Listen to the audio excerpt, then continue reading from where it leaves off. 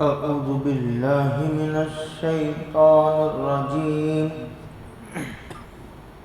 بسم الله الرحمن الرحيم. وما تأتيهم من آية من آيات ربهم إلا كانوا عنها معرضين. فقد كذبوا بالحق لما جاءهم فسوف يأتيهم أنباء ما كانوا به يستهزئون. صدق الله مولانا العظيم.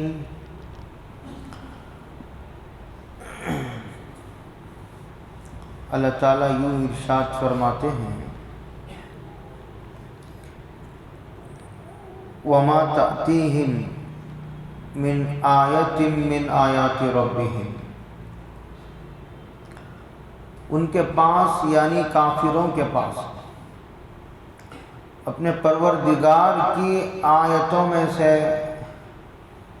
احکامات میں سے کوئی حکم نہیں آتا مگر یہ کہ وہ لوگ اس سے برابر اعراض کرتے رہتے۔ کافروں کی عادت کا ذکر ہے، ان کے پاس اللہ تعالیٰ کی طرف سے، آسمان سے،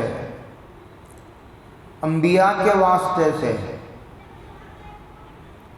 بیچ میں نبی واسطہ ہوتا ہے، تو نبی ان کے پاس کوئی حکم لے کر آتا تو وہ اعراض کرتے، قبول نہ کرتے، اور اعراض کرنا ان کی عادت تھی۔ کانوا عنہا معرضین، اللہ کا استثناء، اور پھر معرضین کی یہ تعبیر، جملے اسمیہ، یہ سب یہ بتاتے ہیں کہ یہ ان کی عادت تھی، اتفاقی طور پر نہیں تھا کہ ایک مرتبہ انکار کر دیے، ایسا نہیں تھا۔ انکار کرنا اتفاقی واقعہ نہیں تھا، انکار کرنا گویا ان کی عادت بن چکی تھی، یہ قرآن کریم کہتا ہے۔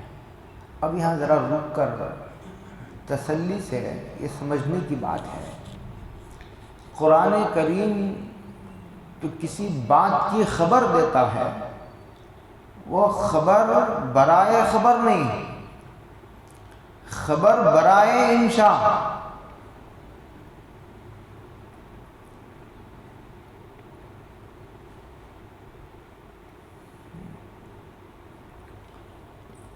یعنی قرآن یہ کہنا چاہتا ہے کہ کافروں کی عادت ہے کہ جب بھی کوئی نبی نبوت کا دعویٰ کرتا ہے اور توحید کی دعوت لے کر کے آتا ہے تو کافروں کی ہمیشہ سے یہ عادت اور ان کا یہ شیوا رہا ہے کہ وہ انکار ہی کرتے آئے ہیں۔ یہ کوئی نئی بات نہیں، توحید کا انکار یہ نئی بات نہیں، یہ پرانی بات ہے۔ لیکن ایک اور سمجھنے کی اس میں بہت گہری اندر کی بات ہے، وہ یہ ہے کہ جو ان کے پاس احکامات لے کر کے آیا ہے وہ عام انسان نہیں، وہ اللہ کا برگزیدہ پیغمبر ہے۔ نبی معجزات بھی لاتا ہے، اور نبی کا چہرہ خود ایک معجزہ ہوتا ہے۔ جب نبی روئے زمین پر موجود ہوتا ہے تو پوری دنیا میں نبی سے زیادہ کوئی خوبصورت نہیں ہوتا، اور نبی ملت کا اور امت کا بے لوث خادم ہوتا ہے، اور جو نبی ہوتا ہے وہ مخلص ہوتا ہے۔ تو پتہ چلا ہر مخلص کی، بلکہ نبی تو مخلصین کا سردار ہوتا ہے، وہ سید المخلصین ہے، اسی کے صدقے میں اخلاص نصیب ہوتا ہے۔ نبی اتنا بڑا مخلص ہوتا ہے۔ اگر اخلاص کو جسم دے دیا جائے، اخلاص نظر نہیں آتا یا نظر آتا ہے؟ بھائی بڑا مخلص ساتھی ہے، کہتے ہیں دکھاؤ اخلاص کہاں ہے؟ دکھا نہیں سکتا آدمی، ایمان کو انسان کی شکل میں دکھا نہیں سکتا، محبت اور دشمنی کو دکھا نہیں سکتا۔ اگر اخلاص کو جسم دے دیا جائے، اس کا پیکر محسوس ہو، تو نبی کی شکل بنے گی۔ نبی سراپا اخلاص ہوتا ہے، بے لوث بے غرض ہو کر کے وہ توحید کی دعوت دیتا ہے، دین کی طرف بلاتا ہے۔ کیونکہ مخلص کا اپنے مشن میں کامیاب ہونا کوئی ضروری نہیں، اور مخلص کی دعوت قبول ہی کر لی جائے گی، ایسا ضروری نہیں۔ اگر کسی کی دعوت کو رد کر دیا جائے تو ایسا نہیں کہہ سکتے کہ یہ مخلص نہیں تھا اس لیے رد کر دیا گیا ہے، نہیں، مخلصین کی دعوت کو بھی رد کرنے کا معمول رہا ہے کافروں کا، سمجھ رہے؟ ہاں، ہم کو اس لیے سنایا جا رہا ہے کہ دعوت کے میدان میں بے حوصلہ ہونے کی ضرورت نہیں ہے۔ کبھی دل بیٹھ جاتا ہے کہ بھئی ہماری محنت مؤثر نہیں ہو رہی، ثمر آور نہیں ہو رہی، کتنے دن سے محنت کر رہے ہیں۔ ایک مخلص جو دائی ہوتا ہے، جو اس کے دل میں درد ہوتا ہے، جو امت کا ہمدرد و خیرخواہ ہوتا ہے، اس کے دل و دماغ میں اس قسم کے خیالات کا آنا کوئی بعید نہیں ہے، اس کا حوصلہ بنایا جا رہا ہے۔ جب نبیوں کا یہ حال بنا، جب قوم کا نبیوں کے ساتھ یہ رویہ رہا، تم کس فہرست میں ہو گئے؟ تو بے حوصلہ نہیں ہونا چاہیے، آخری دم تک ایک دائی کو اپنے دل میں امید کی شمع جلائے رکھنا چاہیے۔ یہ ہے اس کا سبق۔ بے حوصلہ ہونے کا کیا مطلب ہے؟ دعوت قبول کرنا نہ کرنا تو وہ سامنے والے کی ذمہ داری ہے، ہماری ذمہ داری تو دعوت دینا ہے۔ ڈاکیے کا کام خط پہنچا دینا ہے، خط پڑھوا دینا نہیں۔ وَقَدْ كَذَّبُوا بِالْحَقِّ لَمَّا جَاءَهُمْ، ان لوگوں نے حق کا انکار کیا، کذبوا بالحق، جھٹلایا حق کو۔ حق سے مراد نبی بھی ہو سکتا ہے، اس لیے کہ نبی حق کا عنوان ہوتا ہے۔ یا حق سے مراد اللہ کی کتاب لے لیجئے، اللہ کی کتاب اسی وقت آئے گی جب نبی موجود ہو، یا نبی کی ذات مراد لے لیجئے، دونوں چلے گا۔ کہتے ہیں ان لوگوں نے حق کو جھٹلایا، دین حق کو، لما جاءہم، جب ان کے پاس حق آ چکا، آنے کے بعد جھٹلایا۔ وَسَوْفَ يَأْتِيهِمْ أَنْبَاءُ مَا كَانُوا بِهِ يَسْتَهْزِئُونَ، ان قریب ان تک خبر پہنچے گی جس کا وہ مذاق اڑاتے تھے۔ نبی کہتا تھا کہ اللہ کو ایک مان لو، مرنے کے بعد زندگی آئے گی، آخرت، جنت ہے دوزخ ہے، تو مذاق اڑاتے تھے، کہاں کی دوزخ، کہاں کی جہنم، کس نے دیکھا ہے جنت، کس نے دیکھا ہے عذاب قبر۔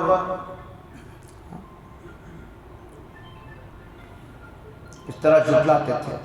تو کہتے ہیں اگر اللہ کی ایک نہیں مانو گے، اس طرح عقائد کو تسلیم نہیں کرو گے، تو جن چیزوں کا تم مذاق اڑا رہے ہو اس پر اللہ کا عذاب آئے گا، تو تم اپنی آنکھوں سے دیکھ لو گے۔ انباء ما کانوا بہ یستہزئون، تکذیب بھی کفر ہے، کسی اللہ کے حکم کا مذاق اڑانا بھی کفر ہے۔ اللہ کے کسی حکم کا مذاق اڑانا بھی کفر ہے۔ جیسے لوگ داڑھی کا مذاق اڑاتے ہیں، داڑھی نہ رکھنا گناہ ہے، داڑھی کا مذاق اڑانا کفر ہے۔ آگے اللہ کہتے ہیں الم یرو، یعنی اللہ یہ کہنا چاہتے ہیں کہ ہم چھوڑیں گے نہیں ان کو۔ ہاں ایک بات یاد رکھ لو، اللہ کہتے ہیں آپ کہیں گے یہ کہاں سے آ رہا ہے؟ یہ اب جو بولنے جا رہا ہوں کہاں سے ثابت ہو رہا ہے؟ یہ فلسفہ سے ہے۔ جب ہم گرامر پڑھتے تھے، میرے اپنے طالب علمی ذہن سناتا ہوں، شروع 3-4 سال گرامر کی کتابیں پڑھتے ہیں، ہم لوگ سوچتے تھے یار 3-4 سال تو گرامر میں نکل گئے، سالا یہ صوفہ کا مطلب ہے، سین کا یہ مطلب ہے، یہ کانو کا یہ مطلب ہے، یہ فعل کا، یہ مضارع ہے، یہ ماضی ہے، امر، بہت پڑھ ایک ہی مضمون بار بار پڑھ کے بیزار ہو جاتا تھا۔ اب سمجھ میں آتا ہے۔ فسوسہ اللہ یہ کہتے ہیں کہ یہ آدمی نے کفر کیا، یہ ضروری نہیں ہے کہ دنیا میں عذاب دیں، دنیا میں عذاب کا نہ آنا یہ انکار کرنے والے کے حق پر ہونے کی دلیل نہیں ہے۔ ہم نے کب کہا کہ دنیا میں عذاب دیں گے؟ سمجھ رہے؟ وَسَوْفَ يَأْتِيهِمْ أَنْبَاءُ، ان قریب ہم عذاب بھیجیں گے۔ فوراً عذاب کا دینے کا ہم نے نہ وعدہ کیا اور نہ یہ ضروری ہے، لہذا کسی کافر پر دنیا میں عذاب کے نہ آتے ہوئے دیکھ کر یہ سمجھ لینا، اگر یہ غلط ہوتا، اگر یہ باطل عقیدے پر ہوتا تو عذاب آ جاتا۔ عذاب کے نہ آنے کا مطلب یہ ہے کہ یہ حق پر ہے۔ ایسا استدلال ہم نے کب کہا کہ دنیا میں عذاب آئے گا، فوراً ہم اسے ہلاک کر دیں گے؟ نہیں۔ فَسَوْفَ يَأْتِيهِمْ أَنْبَاءُ مَا كَانُوا بِهِ يَسْتَهْزِئُونَ۔ آگے اللہ کہتے ہیں أَلَمْ يَرَوْا كَمْ أَهْلَكْنَا مِنْ قَبْلِهِمْ مِنْ قَرْنٍ مَكَّنَّاهُمْ فِي الْأَرْضِ۔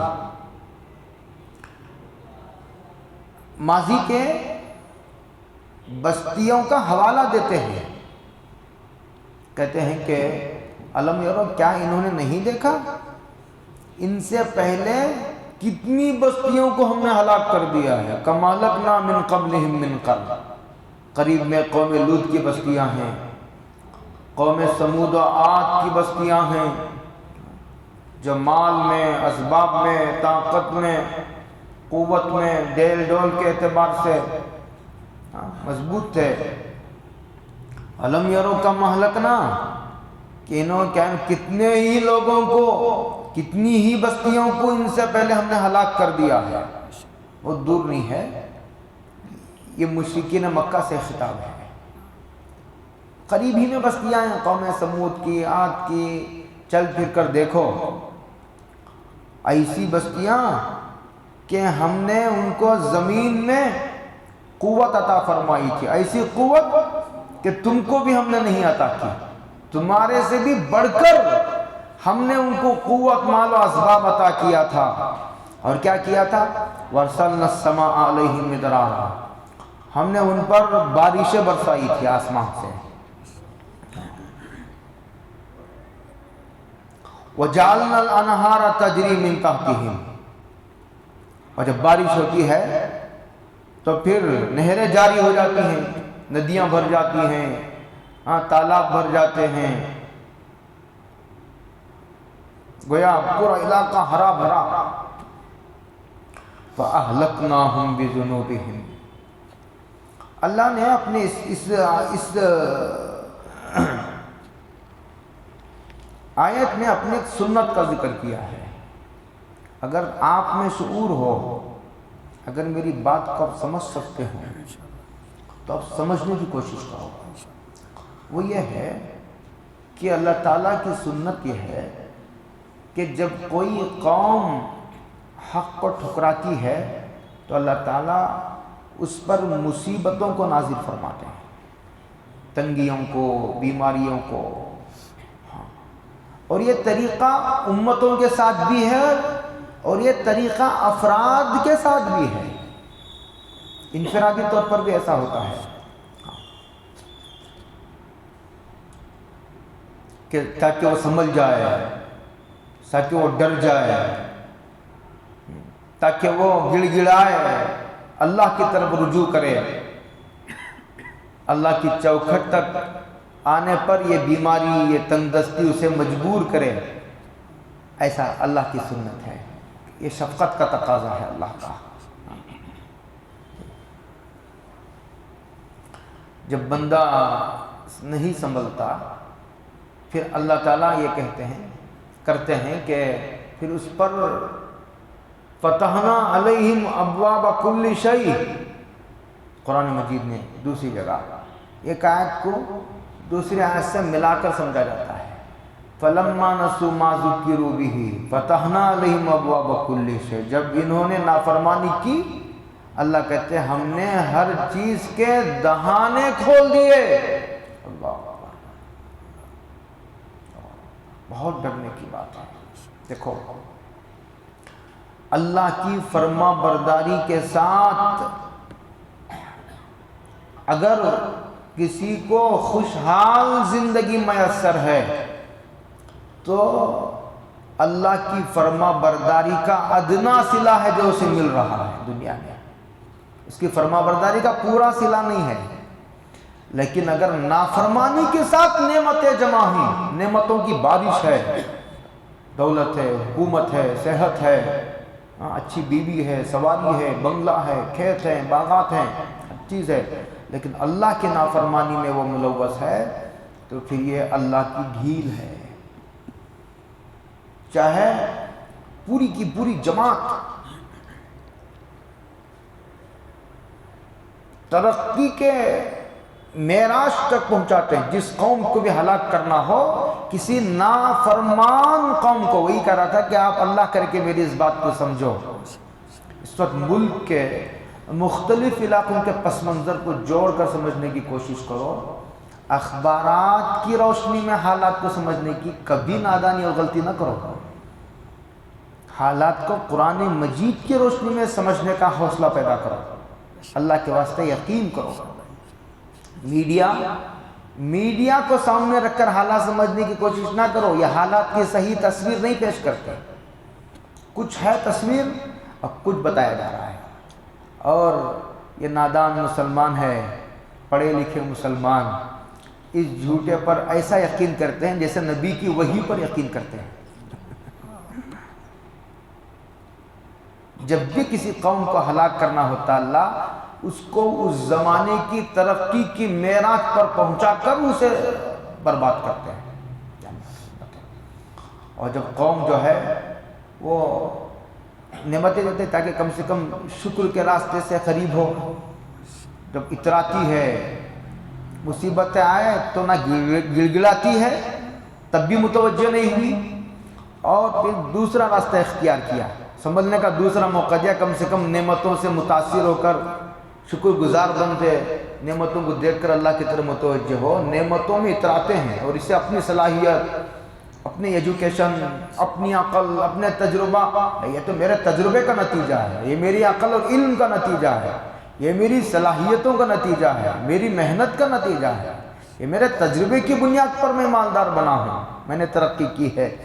جب قوم اس رخ پر پڑ جاتی ہے تو پھر اس کی ہلاکت، فَأَهْلَكْنَاهُمْ بِذُنُوبٍ، بعض جگہ بغتتاً کے الفاظ میں، پھر اللہ اچانک پکڑ لیتے ہیں اسے۔ اسی لیے ہر آدمی، اس کا مطلب یہ ہوا کہ کسی بھی قوم کے، دو باتیں اچھی طرح سمجھ لیجیے، یہ دنیا دارالعمل ہے، دارالجزا نہیں۔ یہاں نیکیوں کا صلہ ملنا کوئی ضروری، نیک آدمی ہو سکتا ہے کہ غریب ہو،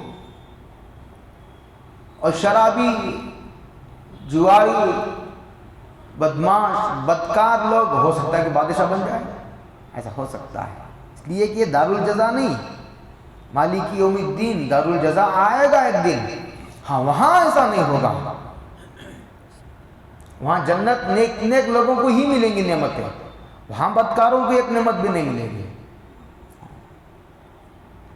دنیا میں کسی کو مصیبت میں دیکھ کر یہ سمجھنا کہ یہ اللہ کا نامقبول بندہ ہے، اگر یہ اللہ کا محبوب بندہ ہوتا تو مصیبت میں کیوں ہوتا، ایسا نہیں سمجھا جا سکتا۔ اس لیے کہ حدیث میں حضور نے فرمایا الانبیاء اشد بلاء ثم الامثل فالامثل، سب سے زیادہ حالات کا شکار انبیاء ہوتے ہیں، پھر اس کے بعد جو جتنا زیادہ قدم بقدم ملا کر چلنے کی کوشش کرتا ایسے ہی ہوتا۔ حالانکہ ایک چیز یقینی ہے، نیکی کے راستے پر چلنے والے کے لیے ایک چیز یقینی ہے جو دنیا میں ضرور ملتی ہے، وہ دل کا سکون ہے۔ وہ جنت تو بعد میں ملے گی، لیکن نیکی کے راستے پر چلنے والے کو دنیا میں جنت پہلے مل جاتی ہے، سکون، چین۔ بعض روایتوں میں نے پڑھا ہے، غالباً جنگ بدر ہے یا احد ہے، حضرت جنگ کا میدان ہے، گھمسان کی جنگ ہو رہی ہے، حضرت علی کے ہاتھ میں تلوار ہے، گھوڑے پر سو رہے ہیں بیٹھے، کیا سکون کا عالم ہوگا، آپ اندازہ لگا سکتے ہیں؟ روایتوں میں۔ دوسرا، کسی کو خوشحال دیکھ کر یہ نہیں فیصلہ کیا جا سکتا کہ یہ اللہ کا محبوب بندہ ہے۔ کسی کے پاس دولت ہے، بنگلہ ہے، کار ہے، سواری ہے، اولاد ہے، اسے اس کا بڑا خاندان ہے، اچھی صحت ہے، اور بڑے عہدے پر کوئی ایم ایل اے ہے، کوئی سی ایم ہے تو کوئی پی ایم ہے، یہ دیکھ کر یہ فیصلہ نہیں کیا جا سکتا کہ یہ اللہ کا محبوب بندہ ہے، یہ اللہ کا مقبول بندہ ہے۔ اگر یہ اللہ کا محبوب بندہ نہ ہوتا تو پھر کیوں اللہ دولت دیتے؟ ایسا فیصلہ نہیں کیا جا سکتا۔ اللہ کی اسی سنت کا ذکر۔ ہاں، اگر ان نعمتوں کے ساتھ وہ اللہ کا فرما بردار بھی ہے، پھر تو امید کی جا سکتی ہے کہ اس کے نیکیوں کا صلہ اسے دنیا میں مل رہا ہو۔ لیکن نافرمانی کے ساتھ اگر نعمتیں جڑی ہوئی ہیں، فرمانیوں کے باوجود اگر نعمتوں کا سلسلہ جاری ہے، تو بہت ڈرنے کی بات ہے۔ زہر کھانے کے بعد قے ہو جاتی ہے تو ڈاکٹر کہتے ہیں بچنے کی امید ہے۔ زہر کھانے کے بعد اگر وہ پچ گیا، قے نہیں ہوئی، اب امید نہیں ہے بچنے کی۔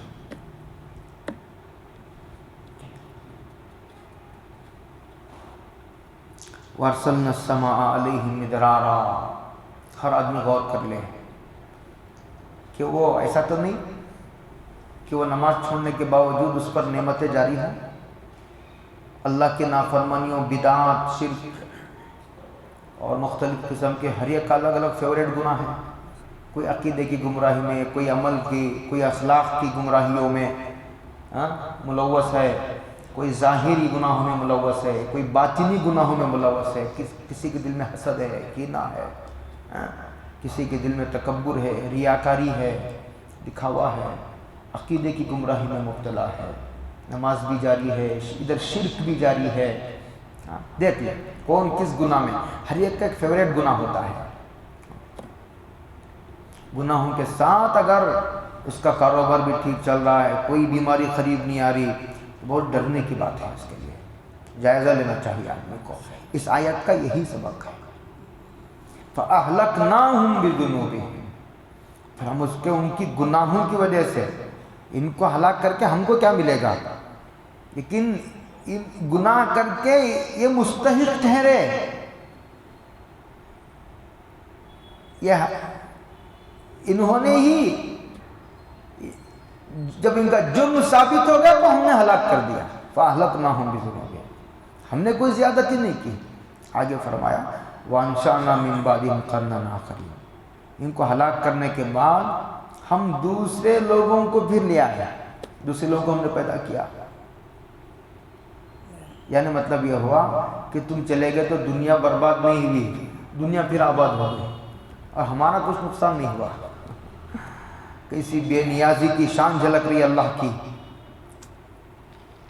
وَلَوْ نَزَّلْنَا عَلَيْكَ كِتَابًا وَلَوْ نَزَّلْنَا عَلَيْكَ كِتَابًا فِي قِرْطَاسٍ، نزلنا کا یہ لفظ بتاتا ہے کہ یہاں کتابوں سے مراد قرآن مجید کی آیت ہے، اس لیے کہ نزلنا کے معنی تھوڑا تھوڑا نازل کرنا۔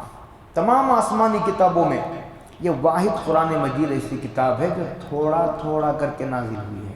باقی جتنی آسمانی کتابیں ہیں وہ ساری کی ساری کتابیں بیک وقت دے دی گئی ہیں۔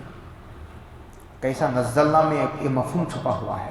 اب یاد کیجئے اس آیت کو، اِنَّا نَحْنُ نَزَّلْنَا الذِّكْرَ، تحقیق کے اِنَّا نَحْنُ نَزَّلْنَا الذِّكْرَ، تحقیق کے ہم نے ذکر کو نازل کیا۔ یہاں لفظ لایا ہے قرآن نزلنا کا، تو پتہ چلا کیا ذکر سے مراد قرآن مجید ہے، اس لیے کہ نزلنا کے معنی تھوڑا تھوڑا نازل کرنے کے ہیں۔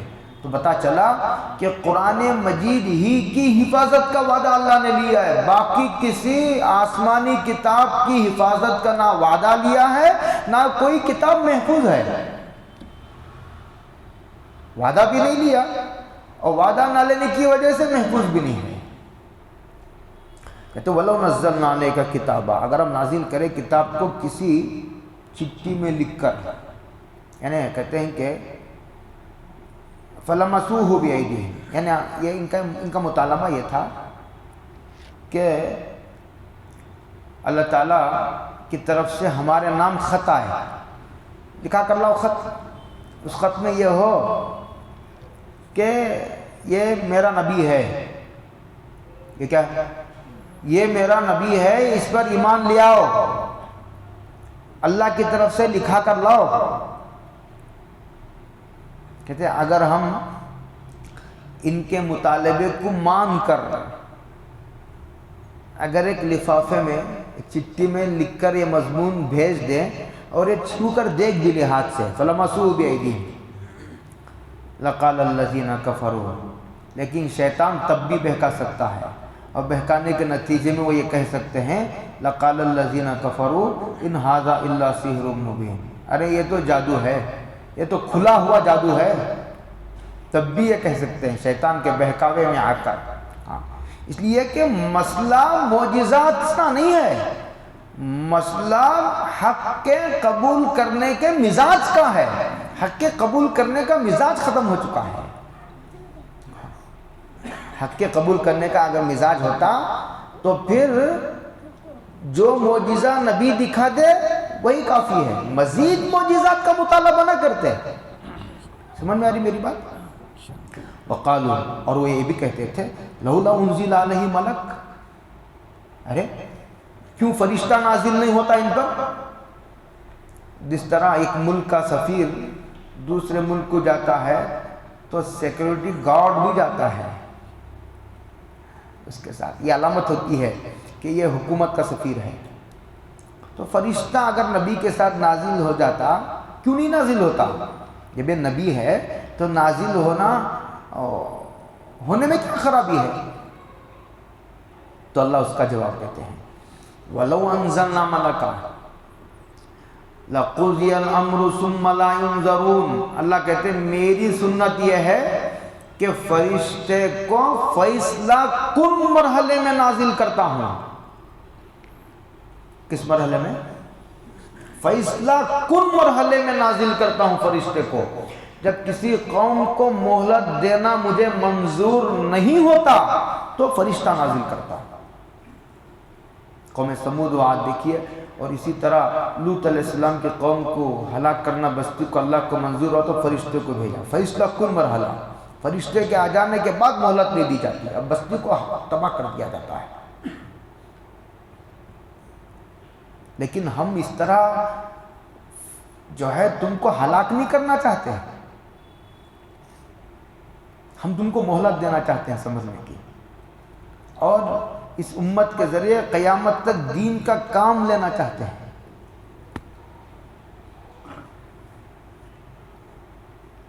وَلَوْ أَنزَلْنَا مَلَكًا، وَلَوْ أَنزَلْنَا مَلَكًا، اگر ہم اس میں اشارہ ہے کہ اس امت کو نہیں ہلاک کیا جائے گا،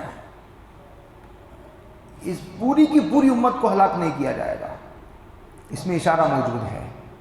اگر ہم فرشتے کو نازل کرتے تو لَقُضِيَ الْأَمْرُ، پھر تو معاملہ بالکل اینڈ ختم ہو جاتا ہے، لیکن ہم ختم نہیں کرنا چاہتے، یہیں پر مہلت دینا چاہتے ہیں۔ ثُمَّ لَا يُنظَرُونَ، جب فرشتہ نازل ہو جاتا ہے تو پھر ہم اسے مہلت نہیں دیتے قوم کو سنبھلنے کا۔ دوسرا جواب دیتے ہیں وَلَوْ جَعَلْنَاهُ مَلَكًا، اگر فرشتے کو نازل بھی کریں تو ہم انسان کی شکل میں نازل کریں گے نا، اس لیے کہ فرشتے کو اس کی اصلی شکل میں تو یہ دیکھ نہیں سکتے ہیں، ہیبت کھا کے مر جائیں گے، ان کی آنکھوں میں وہ استعداد نہیں ہے۔ جیسے جناتیاں بستی ہے، زمینی فرشتے بستے ہیں، انسان دیکھ نہیں سکتا، نظر نہیں آتے وہ، کیوں؟ انسان دیکھ نہیں سکتا اسے۔ بلکہ میں نے روایتوں میں یہ پڑھا ہے کہ حضرت جبریل کو ان کی اصلی شکل میں صرف نبی نے دیکھا ہے، حضرت رسول اللہ صلی اللہ علیہ وسلم 4000 یا کتنی مرتبہ، بہت پہلے پڑھی ہوئی روایت ہے، اس سے زیادہ حضرت رسول اللہ صلی اللہ علیہ وسلم کی خدمت میں حضرت جبریل تشریف لائے، 400 مرتبہ تو حضرت خدیجہ کے گھر میں تشریف لائے، اور وہیں یہ روایت بھی ہے، آپ دیکھیے تحقیق کیجئے کہ 2 مرتبہ صرف، کتنی مرتبہ؟ 2 مرتبہ صرف حضرت رسول اللہ صلی اللہ علیہ وسلم نے جبریل کو ان کی اصلی شکل میں دیکھا ہے، اور اس کے آگے یہ بھی ہے کہ حضور کے علاوہ کوئی نبی ایسا نہیں ہے جس نے جبریل کو اس کی اصلی شکل میں دیکھا، تاب نہیں لا سکتے۔ تو اب جو ہے ایک تو فرشتہ فیصلہ کن مرحلے میں ہم نازل کرتے ہیں، اس میں اشارہ ہے کہ یہ امت ختم نہیں ہوگی، اس لیے کہ اس کا فیصلہ کن مرحلہ ابھی نہیں آیا، اگر فیصلہ کن مرحلہ آ گیا ہوتا تو ان کا یہ مطالبہ منظور کر لیا گیا ہوتا۔ آج کہتے ہیں وَلَوْ جَعَلْنَاهُ مَلَكًا، اگر ہم فرشتہ نازل کرنا ہمارے لیے کوئی مشکل نہیں، وہ تو ہمارے بائیں ہاتھ کا کھیل ہے، کن فیکن کا مالک ہوں میں، اس میں کیا شبے کی بات ہے، لیکن ہم اس کو انسان کی شکل میں نا، جیسے صحابہ کی موجودگی میں حضرت جبریل آئے انسان کی شکل میں آئے، اور عموماً دہیہ کلبی کی شکل میں آتے تھے، بہت خوبصورت صحابی تھے جن کا نام دہیہ کلبی ہے، غالباً ام سلمہ نے بھی ان کو دہیہ کلبی کی شکل میں دیکھا حضرت جبریل کو، جب آ کر کے تو حضور نے بتایا جانتے کون ہو؟ کہا حضور اللہ اس کا رسول بہتر جانتا ہے، حضور نے فرمایا جبریل تھے جو دہیہ کلبی کی شکل میں آئے تھے، حضرت ام سلمہ نے بھی دیکھا ہے، لیکن انسان کی شکل میں دیکھا ہے، کہتے ہیں لَجَعَلْنَاهُ رَجُلًا، بناتا تو کیا ہو جاتا؟ اب پھر وہی اعتراض کرتے ہیں کہ یہ تو انسان ہے، جو آپ نبی پر کر رہے ہو اس وقت وہی اعتراض کرتے ہیں کہ اس کے ساتھ پھر کیوں فرشتہ نہیں آیا؟ اگر فرشتے کو اس کی اصلی شکل میں نازل کرے ہمارے لیے تو مشکل نہیں، لیکن تمہاری آنکھوں میں وہ استعداد نہیں، ہیبت کھا کے مر جاؤ گے، اگر انسان کی شکل میں بھیجیں تو تمہارا مقصد پورا نہیں ہوگا، تم پھر کہو گے یہ تو پھر انسان کو بھیج دیا، اس کے ساتھ پھر فرشتے کو کیوں نہیں بھیجتے؟ وَلَلَبَسْنَا عَلَيْهِمْ مَا يَلْبِسُونَ، پھر تم شبے میں پڑ جاتے ہیں۔ آگے کہا وَلَقَدِ اسْتُهْزِئَ بِرُسُلٍ مِّن قَبْلِكَ، نبی کو تسلی دی جا رہی ہے، نبی کو بھی تسلی کی ضرورت ہے، سمجھنے کی کوشش کرو، حوصلے کا پہاڑ ہے، جس کے جوتیوں کے صدقے میں پوری دنیا کے حوصلہ مندوں کو حوصلہ ملا ہے، اس کو بھی حوصلے کی ضرورت پڑ رہی ہے۔ وَلَقَدِ اسْتُهْزِئَ بِرُسُلٍ مِّن قَبْلِكَ، کہا جا رہا ہے کہ نبی غمگین نہ ہو، مجھے معلوم ہے نبی خدا کے بعد سب سے بلند و بالا مقام پر فائز ہوتا ہے، لیکن نبی بہرحال انسان ہوتا ہے، نبی کا دل بھی دکھتا ہے۔ آج میں جمعہ میں سنا رہا تھا، میرا آج موضوع طلاق تھا، ملک میں طلاق کا قصہ چل رہا ہے، میں نے آج طلاق کے ایک باب کو بہت مرتب پیش کیا ہے، طلاق کیا چیز ہے، طلاق کی حیثیت کیا ہے، طلاق کی ضرورت کیا ہے، یہودیوں کا، عیسائیوں کا اور ہندوؤں کا اس تعلق سے کیا رویہ رہا ہے، میں نے وہاں بیان کیا ہے۔ میں نے ایک واقعہ سنایا ہے، 3 واقعے، کئی واقعے سنے، اس میں ایک واقعہ سناتا ہوں۔ آپ کو شاید معلوم ہے کہ ابو لہب کا جو بیٹا ہے، ابو لہب کا بیٹا، اس کے نکاح میں حضور کی 2 بیٹیاں تھیں، ایک ام کلثوم، ایک رقیہ۔ جب تبت یدا ابی لہب وتب نازل ہوئی تو ابو لہب گھر آیا اور بیٹے کو کہا کہ ان 2 کو طلاق دو، آزاد کر دو۔ تبت یدا ابی لہب وتب نازل ہو گئی، میرے لیے بددعا نازل ہوگی قرآن میں۔ تو وہ بیٹا گیا، حضرت رسول اللہ صلی اللہ علیہ وسلم کعبے کے سائے میں بیٹھے ہوئے تھے، اس نے پورے بھرے مجمع میں کہا کہ میں نے تیری 2 بیٹیوں کو طلاق دے دی ہے۔ حضرت رسول اللہ صلی اللہ علیہ وسلم کا دل اتنا دکھا، میں نے یہ بتاتے ہوئے وہاں یہ کہا تھا کہ طلاق سے نبی کو کتنی تکلیف ہوئی ہے، ایک باپ کا دل کتنا دکھ جاتا ہے جب بیٹیوں کے آنکھوں میں آنسو دیکھتا ہے، نبی بہرحال نبی ہے، وَلَقَدْ نَعْلَمُ أَنَّكَ يَضِيقُ صَدْرُكَ، نبی خدا نہیں ہوتا، باوجود اتنی بلندیوں کے نبی خدا نہیں ہوتا، بشری جذبات اس کے دل میں بھی ہوتے ہیں۔ جو اپنے بیٹے حضرت ابراہیم کو دفنا رہے تھے، آنکھوں میں آنسو تھے، اور حضور کے زبان پر یہ جملے تھے، اِنَّا بِفِرَاقِكَ يَا إِبْرَاهِيمُ لَمَحْزُونُونَ، ابراہیم تیری جدائی نے ہمیں غمزدہ کر دیا۔ ایک نواسے کا انتقال حضور کے ہاتھوں میں ہوا، حضور کی آنکھوں سے آنسو ٹپک پڑے، صحابہ ساتھ تھے، انہوں نے پوچھا حضور آپ بھی روتے؟ تو حضور نے فرمایا یہ رحمت ہے، هذه رحمت جعلها اللہ فی قلوب من یشاء من عبادہ، یہ رحمت ہے۔ ایک مرتبہ حضرت حسن یا حسین آئے، حضور نے ان کا ماتھے کا بوسہ لیا، ایک دیہاتی صحابی موجود تھے، انہوں نے کہا میرے غالباً 12 یا 18 بچے ہیں، لیکن میں نے آج تک ایک بچے کو بھی بوسہ نہیں دیا۔ حضور نے فرمایا تیرے دل سے اللہ نے اگر شفقت نکال کر پھینک دیا ہے تو میں کیا کروں؟ نبی کی ذات کو سمجھنے کی ضرورت ہے۔ وَلَقَدِ اسْتُهْزِئَ بِرُسُلٍ مِّن قَبْلِكَ، تو میں یہ کہہ رہا تھا، آ کر کے اس نے کعبے میں اعلان کر دیا، تو حضرت رسول اللہ صلی اللہ علیہ وسلم نے کہا اللہ تجھے اپنے کتوں میں سے ایک کتا تجھ پر مسلط کر دے۔ حضور کی زبان سے فتویٰ نکل گئی، کتنا دل دکھا ہوگا۔ حضور کی شفقت کا باب بہت سنا ہے، بزرگوں کی شفقتوں کے قصے تم نے بہت سن رکھے ہیں، بزرگوں کے خود جلال کے قصے بھی ہیں، اور حضرت رسول اللہ صلی اللہ علیہ وسلم کی بھی قصے ہیں۔ ہجرت کے موقع پر جو پیچھا سراقہ بن مالک پیچھا کرتا ہو گیا، حضور کی بددعا سے زمین میں دھس گئے، 2-3 مرتبہ دھسا، آپ پڑھتے ہیں، حضور نے بددعا دی۔ میں کہتا ہوں نبی کا دل بھی دکھتا ہے، نبی کوئی خدا تھوڑی آسمانوں پر بیٹھنے والا۔ وَلَقَدِ اسْتُهْزِئَ، خیر اس کے بعد یہ ہوا، غالباً جہاں تک مجھے یاد پڑتا ہے زرقاء کوئی علاقہ ہے، سفر تھا ملک شام کا، جا رہا تھا قافلے کے ساتھ، ابو لہب نے کہا 100-200 کا قافلہ تھا، اس کو بچا کر رکھنا، نبی کی بددعا اس کے ساتھ ہے۔ تو لے گئے اسے بڑے سنبھال کر بچاتے ہوئے، اسے لے کر رات میں جہاں قیام ہوا، انہوں نے اینٹوں کے یا پتہ نہیں کیا ہے بہت اونچا بنایا تاکہ وہاں تک کوئی کتا اور کوئی جانور نہ پہنچ سکے، اس لیے کہ بددعا نبی کی ہے۔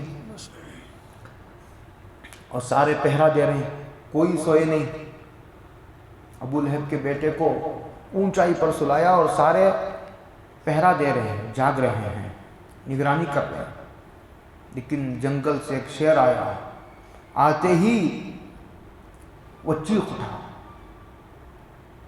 وہ کہا نبی کی بددعا پہنچ گئی، جتنے لوگ سوئے ہوئے تھے سب کو سونگا اور کسی پر حملہ نہیں کیا۔ اوپر دیکھا گیا، اوپر سونگا تو پھر چھلانگ لگا کر کے، روایتوں میں آتا ہے جیسے چکی میں آٹا پستا ہے نا، اپنے منہ میں لے کر اس کے پورے سر کو چٹنی بنا دیا، کھایا نہیں، چٹنی بنا کر پھینک کر چلا گیا۔ نبی کو تکلیف ہوتی ہے، وَلَقَدِ اسْتُهْزِئَ بِرُسُلٍ مِّن قَبْلِكَ، تیرے سے پہلے بھی انبیاء کے ساتھ انبیاء کا مذاق اڑایا گیا ہے۔ فَحَاقَ بِالَّذِينَ سَخِرُوا مِنْهُمْ مَا كَانُوا بِهِ يَسْتَهْزِئُونَ،